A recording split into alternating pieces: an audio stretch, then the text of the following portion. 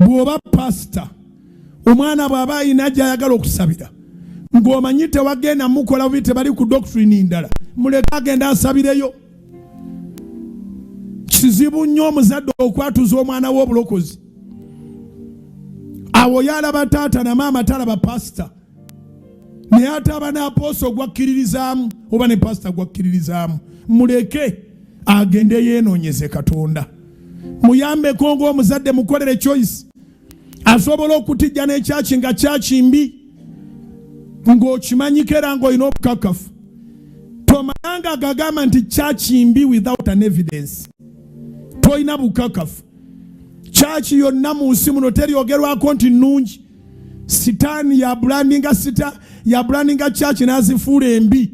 Abantu baleme okugendayo kubanga abaagala nga tebali mu kyaki. Era sirowoozayo kyaki gye baga nti nnungi mune nnungi buli omu ng'agamba nnungi nnungi. Bw'owulira buli omu agamba nnungi ya setaani 10 ku kinnaakyo. Oteekwa ogenda ku kyaki nga bagamba olaga wa? Eyo kyaki mbi tokiwulirangako.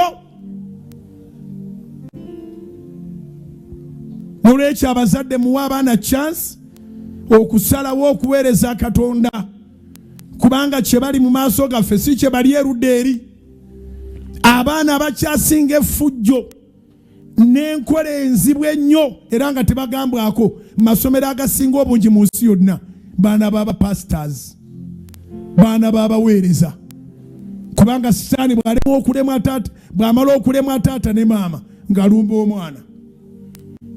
Omwana afuna pocket money wa taata n'afuna ne wa maama n'agulako enjaga. Bagirlfriend baba bamwesuulako bwesuuzi. Bamutegera mwana wa muntu ali prominent. So omwana n'abeera mu ssomero ng'obulokole bw'alina bubwo bwampaka akukaka.